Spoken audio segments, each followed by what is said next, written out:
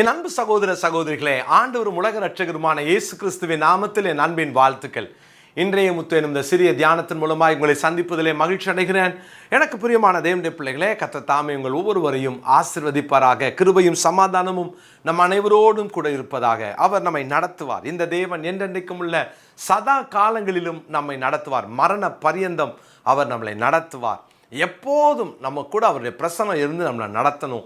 இது நம்முடைய எல்லாருடைய ஆசையாக இருக்கட்டும். ஒரு நாளும் தேவனுடைய நடத்துதலை விட்டு நம்ம வெளியே போயிடவே கூடாது. எப்படியெல்லாம் நடத்துவார், உத்தம நம்மை நடத்தும் என்று நேற்று தினத்தில் நம்ம தியானித்தோம். இன்னைக்கு அவர் நம்மளை நடத்துவார். எரேமியாவின் புஸ்தகம் 9ஆம் அதிகாரம் 7வது வசனத்தை நான் வாசிக்கிறேன். எரேமியா 9வது அதிகாரத்தின் 7வது வசனத்தை நான் படிக்கிறேன். ஆகையால் இதோ நான் அவர்களை உருக்கி அவர்களை புடமிடுவேன் என்று சேனைகளின் கர்த்தர் சொல்லுகிறார். என் ஜனமாகிய குமாரத்தியை இவர் எந்த பிரகாரமாக நடத்துவேன், என் ஜனமாகிய குமாரத்தியை வேறு எந்த பிரகாரமாக நடத்துவேன். தேவன் சொல்லுகிறார், நடத்துவேன். எப்படி நடத்துவாராம்? உருக்கி புடமிட்டு நடத்துவார். புடமிட்டு நடத்துவார். ஆண்டவருடைய வார்த்தையை பாருங்க, புடமிட்டு நடத்துவார். ஆண்டவரே, நீங்க சும்மா நடத்த மாட்டீங்களா? அப்படியே ஆசீர்வாதமா என்ன நடத்திருப்பான நல்லா இருக்குமே. அவருடைய மகத்துவத்தை நம்ம அனுபவிக்கிறதற்கு தேவன் நம்மளை அந்த பாதையில கொண்டு போறதற்கு, இது விசாலமான பாதை அல்ல, இது ஒரு நெருக்கமான பாதை, ஒரு வழி குறுகலான பாதை. அப்படிப்பட்ட பாதையில நம்மளை நடத்தும் போது நம்ம கையை பிடிச்சிக்குவாராம். நம்ம நேற்று சொன்னல, நம்மளை நடத்துவார். எப்படி நடத்துவார்? உத்தம பாதையில நடத்துவார். ஆனா நம்மளை உத்தமர்கள் என்று விளங்க பண்ணுவதற்கு முன்பாக நாம் புடமிடப்படுகிறோம் பாருங்களேன். அதனால தான் நேற்று தினத்தில் கடைசி குறிப்பாக நான் சொன்னேன், பரீட்சித்து தேவன் நம்மளை நடத்துவார். அந்த பரீட்சையில் நம்முடைய உத்தமம் வெளிப்படணும். ஆண்டவர் நம்மளை பரீட்சிப்பார். சில காலங்கள் பரீட்சைகள் இருக்கும். எவ்வளோ வருஷம், நேற்று ஒரு பரீட்சை, இன்னைக்கு வேற சப்ஜெக்டில் இன்னொரு பரீட்சை வரும். அந்த பரீட்சையெல்லாம் ஒவ்வொரு நாளும் நம்ம ஃபேஸ் பண்ணணும். ஒரு நாள் வரும், கர்த்தர் உயர்த்துவார். கர்த்தருடைய பிள்ளைகளே, அந்த பரீட்சையிலே நாம் நின்று நடத்தப்பட தேவன் நமக்கு கிருபை தருவாராக. அதில் உத்தமம் வெளிப்படணும். அதனால தான் அங்கே தான் கர்த்தர் நம்மளை புடமிட்டு பார்க்குறார், டெஸ்ட் பண்ணி பார்க்குறார். ஆண்டவர் அந்த ஒரு ரிஃபைனரி ஒர்க் உண்டாகுது, நடக்குது. அதில் எப்படின்னா, அந்த எதுக்காக ஆண்டவர் புடமிடுறாரா? பைபிளில் ஒரு சில வசனத்தை நான் உங்களுக்கு வாசித்து காண்பிக்கிறேன், நீங்கள் அப்போ புரிஞ்சுக்குவீங்க. ஏசாயா 48:10 வாசிக்கிறேன். இதோ உன்னை புடமிட்டேன், ஆனாலும் வெள்ளியைப் போலல்ல, உபத்திரவத்தின் குகையிலே உன்னை தெரிந்து கொண்டேன். உன்னை புடமிட்டேன், வெள்ளியைப் போல் அல்ல, உபத்திரவத்தின் குகையிலே உன்னை தெரிந்து கொண்டேன். நம்மளை நடத்தும் போது எங்கேருந்து தூக்கிட்டு வர இருப்பாருங்க, புடமிட்டு உபத்திரவத்தின் குகையிலேருந்து அப்படி வெளியே கொண்டு நம்மளை நடத்துகிறேன் அப்படின்னு சொல்கிறார். கர்த்தருடைய பிள்ளைகளே, நம்மளை நடத்துவார். சங்கீதங்களின் புஸ்தகம் 26ஆம் சங்கீதம் 2ஆம் வசனத்தை நான் வாசிக்கிறேன். 26ஆம் சங்கீதம் 2ஆம் வசனம், கர்த்தாவே, என்னை பரீட்சித்து என்னை சோதித்து பாரும், என் உள்ளந்திரியங்களையும் என் இருதயத்தையும் புடமிட்டு பார். புடமிடுதல் அப்படின்னாலே அங்கே நெருப்பு இருக்கும். அந்த நெருப்புக்குள்ளே போட்டு எடுக்கப்படுகிற அனுபவம். சும்மாவே என்னால் தாங்க முடியல, இதில் நெருப்புக்குள்ளே வர போடுவாரா அப்படின்னா, எதுக்காக, ஏன் புடமிட்டு நடத்துகிறார்? அவர் நம்மளை நடத்தணும் அப்படின்னா அவர் சொல்கிறாரு, நான் உன்னை புடமிட்டு நடத்துகிறேன்றார். அந்த பாதையில் போகணும்னா நாம் புடமிடப்பட்டவர்களாக தான் அந்த பாதையில் நடக்க முடியும். ஆனால் வேறு பாதைகள் உண்டு. புடமிடப்படாதவர்கள் அங்கே போவாங்க. புடமிடப்பட்டவர்கள் போகிற பாதை அது தேவனுடைய பாதை. அங்கே தான் தேவனால் நாம் நடத்தப்படுவோம். அந்த பாதையினுடைய சிறப்பு என்ன? ஏன் புடமிடப்படுகிறோம்? ஒரு சில காரியங்களை நான் சொல்கிறேன். இந்த தலைப்பில் நான் ஒரு சில நாட்கள் உங்களோடு கூட பேச விரும்புகிறேன். புடமிடப்படுதல் கிறிஸ்தவ வாழ்க்கையின் அவசியம், மறந்துடாதீங்க. இது கண்டிப்பாக நாம் புடமிடப்படுவோம். புடமிடப்படாத ஒரு கிறிஸ்தவ வாழ்க்கை தரம் நிறைந்ததாக இருக்காது. அதை மறந்துடவே கூடாது. வாழ்க்கையில் கர்த்தர் சில பாதைகளை அனுமதிக்கும் போது புடமிடப்பட்டு அந்த கிறிஸ்தவ வாழ்க்கையில் நம்ம கரெக்டாக தேவையில்லாததெல்லாம் அகற்றி நம்மளை ஆண்டவர் அப்படி நிறுத்தும் போது எவ்வளோ மகிமையாக இருக்கும். கண்டிப்பாய் புடமிடப்படுவோம். ஏசாயா 1ஆம் அதிகாரம் 25ஆம் வசனம். ஏசாயா 1:25, நான் என் கையை உன்னிடமாய் திருப்பி உன் களிம்பு நீங்க உன்னை சுத்தமாய் புடமிட்டு உன் ஈயத்தை எல்லாம் நீக்குவேன். உன் களிம்பு நீங்க, தேவையில்லாத அழுக்கு குப்பையெல்லாம் உள்ளே இருக்குது, அதெல்லாம் நீக்கணும்னா நான் உன்னை புடமிடணும். தங்கத்தை எடுத்து அந்த ஃபர்னஸ்குள்ளே போடுறாங்க அப்படின்னா, நெருப்புக்குள்ளே போடுறாங்க அப்படின்னா, போடும்போது குப்பையும் உள்ளே போகும். ஆனால் சுத்த பொன் வெளியில் வரணும்னா அது உள்ளே புடமிடப்படும். புடமிடப்பட்டால் அது பரிசுத்தமாக்கப்படுதல் என்ற அர்த்தம். அவர் சொல்லார், ஈயத்தை எல்லாம் நீக்குவேன், சுத்தமாய் புடமிடுவேன்.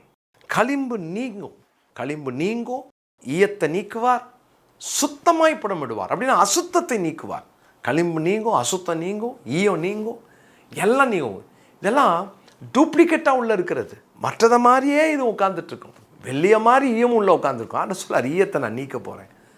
வெள்ளியும் ஈயமும் ஒன்றா இருக்குது, வெளியில் பார்க்குறதுக்கு எல்லாம் ஒன்று அப்படின்னு நினச்சோம். இரு நான் உள்ளே போட்டு எடுக்கிறேன், அதுக்கப்புறம் ஈயம் எது வெள்ளி எதுன்னு தெரியும். உள்ளே போட்டால் தான் தெரிஞ்சது. அது மினுக்கிட்டு இருந்துச்சு, ஆனால் அது போலியானது. ஆண்டவர் சொல்றார், ஈயத்தை நான் நீக்குவேன், சுத்தமாய் புட விடுவேன். அப்படின்னா அசுத்தத்தை நான் நீக்குவேன். உள்ள கொஞ்சம் அசுத்தம் உள்ளே கிடந்துச்சு, நான் நீக்குவேன். அப்புறம் சொல்கிறாரு, களிம்பு நீங்கும். குப்பை, சில அசுத்தம், சில டூப்ளிகேட் இதெல்லாம் உள்ளே கிடக்குது. கர்த்தர் சொல்கிறார், நான் எல்லாத்தையும் நீக்கிட்டு உன்னை வெளியே எடுக்கும்போது பரிசுத்தமாக கொண்டு வரேன். தேவன் ஏன் புடமிடுறார்? புடமிட்டு நடத்துகிறவர். முதலாவது பரிசுத்தத்துக்காக புடமிடுகிறார். பரிசுத்தத்துக்காக புடமிடுகிறார். இந்த நாளுக்கு தான் தலை, பரிசுத்தத்துக்காக தான் நம்மளை புடமிடுகிறார். பயப்படாதீங்க. ஏன் ஆண்டவரே இப்படி ஒரு சோதனை, இப்படி ஒரு போராட்டம், என்னால் முடியல அப்படின்றீங்களா? உங்களை பரிசுத்தப்படுத்துகிறாருங்க, உங்களை பரிசுத்தப்படுத்துகிறார். சில அசுத்தங்கள், தேவனுக்கு பிரியமில்லாத காரியம், போலியான விஷயம் நமக்குள்ளே ஒட்டிக்கிட்டு இருக்கும், அதெல்லாம் ஆண்டவர் நீக்குவார். அதெல்லாம் நீக்குவார். புடமிடப்படும் போது தான் நம்முடைய யதார்த்த நிலை வெளியே வரும். இதுதானா நான்? அப்போ நான் எவ்வளோ குறை உள்ளவனாக இருக்கிறேன், எவ்வளவு என் வாழ்க்கையில் பரிசுத்தம் தேவைன்றதை தேவன் வெளிப்படுத்துவார். ஏன்னா வேதம் சொல்லுகிறது, 1 தெசலோனிக்கேயர் 4ஆம் அதிகாரம் 3வது வசனத்தில் வாசிக்கிறோம், நீங்கள் பரிசுத்தம் உள்ளவர்களாக வேண்டும் என்பதே தேவனுடைய சித்தமாக இருக்கிறது. அந்தபடி நீங்கள் வேசி மார்க்கத்துக்கு விலகி இருந்து நீங்கள் பரிசுத்தம் உள்ளவர்களாக வேண்டும் என்பதே தேவனுடைய சித்தம். அதுதான் ஆண்டோடைய சித்தம். அந்த ஆசை தான் அவருடைய ஆசை. அவர் நம்மகிட்ட சொல்கிறார், நீ பரிசுத்தமாயிரு. இன்னைக்கு இந்த வார்த்தை கேட்குற தேவ பிள்ளைகளே, பரிசுத்தத்துக்காக தான் நம்மளை பிரித்தெடுக்கிறார். 1 தெசலோனிக்கேயர் 5:23 நான் வாசிக்கிறேன். சமாதானத்தின் தேவன் தாமே உங்களை முற்றிலும் பரிசுத்தமாக்குவாராக. ஆமென்.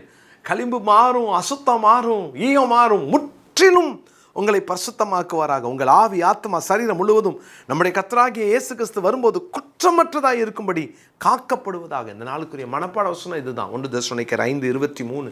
சமாதானத்தின் தேவன் தாமே உங்களை முற்றிலும் பரிசுத்தமாக்குவாராக. அரகுர பரிசுத்தம் அல்ல, 99.9% அல்ல, முற்றிலும். கேளுங்க ஆண்டவர்கிட்ட, ஈயத்தை நீக்குங்க. இன்னைக்கு ஜப குறிப்பாகவே இதை வச்சுக்கோங்க. என்கிட்ட இருக்கிற ஈயம் ஆண்டவரே, போலியான வாழ்க்கையை நீக்குங்க. ஆண்டவரே, எனக்குள்ளே காணப்படுகிற அசுத்தங்கள் நீக்கப்படட்டும். எனக்குள்ள சில களிம்புகள் உள்ளே உட்கார்ந்துருக்கு, நீக்கப்படட்டும். இந்த குப்பையெல்லாம் வெளியே போய் என் குணாதிசயம் மாறி என்னை பரிசுத்தமாக மாற்றுங்கன்னு சொல்லி நம்ம ஜெபம் பண்ணலாம். அவர் பரிசுத்தர், அவருக்கு ஏற்ற பரிசுத்தர்களாய் கர்த்தர் நம்மளை மாற்றுவாராக. இந்த நாளிலும் தேவனுடைய பிள்ளைகளே, இந்த வார்த்தை நம்முடைய வாழ்க்கையை இன்னும் புடமிட விட்டு கொடுப்போம். அவர் புடமிட்டு நடத்துவார். ஜெபம் பண்ணலாமா? பரிசுத்தமுள்ள தகப்பனே, எங்களை புடமிடுகிற தேவனே உமக்கு ஸ்தோத்திரம். எங்களை புடமிட்டு நடத்துகிறீர். காரணம், பரிசுத்தத்துக்காக எங்களை புடமிடுகிறீர் என்று இன்னைக்கு எங்களோடு கூட பேசினீர். இந்த வார்த்தைக்காக நன்றி. எங்களை பரிசுத்தப்படுத்தும். தேவையில்லாத குப்பைகள், அழுக்குகள், ஆண்டவரே, போலியான காரியங்கள், இதெல்லாம் எங்களை விட்டு நீங்குவதாக இயேசுவின் நாமத்தில் ஒப்பு கொடுத்து ஜெபிக்கிறோம் நல்ல பிதாவே, ஆமென்.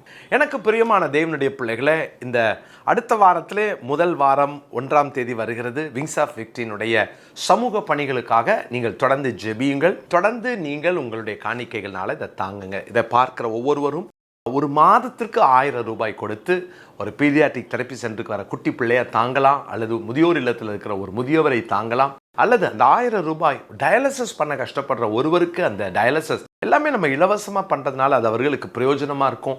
வாழ்வாதார மையம், இப்படி நிறைய காரியங்களை செய்கிறதுனால நீங்கள் அதை தாங்க முன்வாருங்கள். நம்முடைய வேதாம கல்லூரி மாணவர்கள் கூட ஒருவர் மாதம் 5000 ரூபாய் கொடுத்து நீங்கள் தாங்க முன் வரலாம். பிரியமானவர்களே, இந்த எல்லா காரியத்தையும் ஜெபம் பண்ணிக்கோங்க. மாதம் 1000 ரூபாய் நீங்கள் கொடுக்குறவங்களா இருந்தால் உங்களுக்கு தெரிந்த நண்பர்களுக்கும் சொல்லி நீங்கள் அவர்களும் கொடுக்கத்தக்கதாக உற்சாகப்படுத்துங்க. நமக்கு ஒருவேளை எந்த வெளிநாட்டு பணமும் கிடையாது, மாதம் பெரிய அமௌண்ட்டை கொடுத்து தாங்குறவங்க யாரும் கிடையாது. மாதம் 500, 1000 என்று கொடுத்து தாங்குறவர்களை தான் கர்த்தர் நமக்கு தந்திருக்கிறார்.